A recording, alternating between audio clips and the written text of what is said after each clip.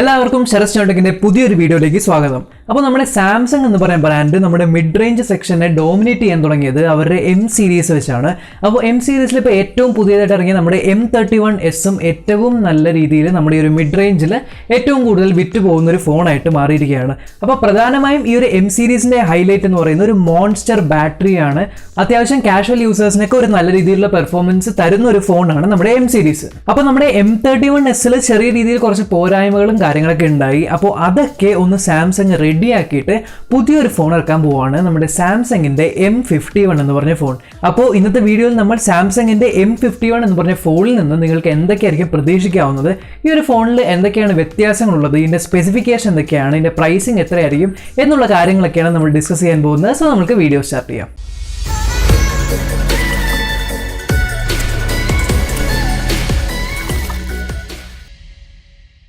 Samsung M31s ഏറ്റവും വലിയൊരു drawback എന്ന് പറയുന്നത് അതിലുണ്ടായിരുന്ന ഒരു പ്രോസർ തന്നെയാണ്. അപ്പോൾ സാംസങ്ങിന്റെ Exynos 9611 എന്ന് പറഞ്ഞ പ്രോസറായിരുന്നു നമ്മുടെ M31s യൂസ് ചെയ്യുന്നത്. അപ്പോൾ നമ്മുടെ എം സീരീസിൽ ഏറ്റവും കോമൺ ആയിട്ട് യൂസ് ചെയ്തിരിക്കുന്നതും ആ ഒരു പ്രോസറാണ്. അപ്പോൾ ആ ഒരു പ്രോസസറിന്റെ കാര്യത്തിലാണ് ഏറ്റവും കൂടുതൽ ആൾക്കാർ ഒരു അപ്ഗ്രേഡ് വേണം എന്ന് പറഞ്ഞുകൊണ്ടിരുന്നത്. അങ്ങനെ അവസാനം നമ്മുടെ സാംസങ് അത് കേട്ടു, ഒരു പുതിയൊരു പ്രോസറിലേക്ക് അപ്ഗ്രേഡ് ചെയ്യാണ്.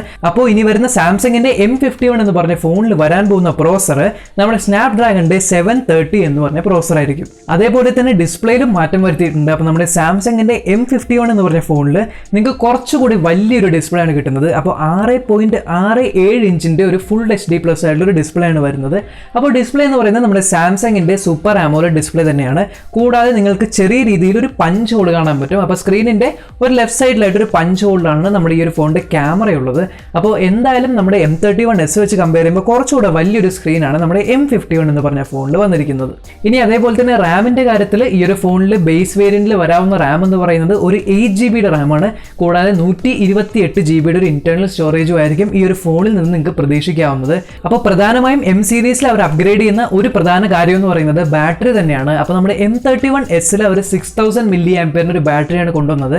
അപ്പോൾ എന്തായാലും 6000 mAh ബാറ്ററി തന്നെ ഒരു ഫോണിന് ഏറ്റവും വലിയൊരു ബാറ്ററി തന്നെയാണ് എന്ന് വിചാരിച്ചിരിക്കുമ്പോഴാണ് നമ്മുടെ സാംസങ് M51 അതിനേക്കാളും വലിയ ഒരു 7000 mAh ബാറ്ററിയാണ് ഈ ഒരു M51 എന്ന് പറഞ്ഞ ഫോണിൽ കൊണ്ടുവരുന്നത്. ഈ ഒരു ബാറ്ററിയുടെ കൂടെ തന്നെ അവർ ഈ ഒരു ഫോണിൽ 25 വാട്ടിന്റെ ഒരു ഫാസ്റ്റ് ചാർജിങ് സപ്പോർട്ടും കൂടെ കൊണ്ടുവരുന്നുണ്ട്. ഇനി ക്യാമറ ഡിപ്പാർട്ട്മെന്റിൽ ഒരു ട്രിപ്പിൾ ക്യാമറ സെറ്റപ്പ് ആണ്. അപ്പോൾ നമുക്ക് ഒരു സ്ട്രെയിറ്റ് ആയിട്ട് ഒരു ട്രിപ്പിൾ ക്യാമറ സെറ്റപ്പ് ആണ് ഈ ഒരു ഫോട്ടോ നിങ്ങൾക്ക് കാണാൻ പറ്റുന്നത്. അപ്പോൾ ഇതിൽ പ്രൈമറി സെൻസർ എന്ന് പറയുന്നത് ഒരു 64 മെഗാപിക്സലിന്റെ ഒരു മെയിൻ ക്യാമറയാണ്. ഇനി സെക്കൻഡറി സെൻസർ ഒരു 12 മെഗാപിക്സലിന്റെ അൾട്രാ വൈഡ് ക്യാമറയാണ്. ഇനി മൂന്നാമത്തെ ക്യാമറയെ കുറിച്ച് യാതൊരു വിവരവും ഇതുവരെ കിട്ടിയിട്ടില്ല.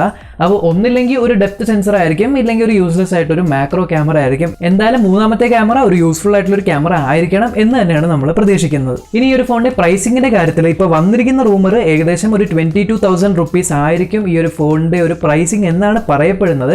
എന്നാലും കറക്റ്റ് ആയിട്ടുള്ള ഒരു പ്രൈസിംഗ് ഒന്നും ഇതുവരെ റിവീൽ ആയിട്ടില്ല. ഇനി ഈ ഒരു ഫോൺ എന്നായിരിക്കും ഇന്ത്യയിൽ ലോഞ്ച് ചെയ്യാൻ പോകുന്നത് എന്ന് ചോദിച്ചു കഴിഞ്ഞാൽ ഈ ഒരു ഫോൺ ആക്ച്വലി കുറച്ച് നേരത്തെ ലോഞ്ച് ആവേണ്ട ഒരു ഫോണായിരുന്നു. പക്ഷേ ചെറിയ രീതിയിലൊന്ന് ഡിലേ ആയി. പക്ഷേ ഈ അടുത്തായിട്ട് നമ്മുടെ സർട്ടിഫിക്കേഷൻ വെബ്സൈറ്റ്സിലും ഗീക്ക് ബെഞ്ചിലും എല്ലാം ഈ ഒരു ഫോൺ വന്നു തുടങ്ങിയിട്ടുണ്ട്.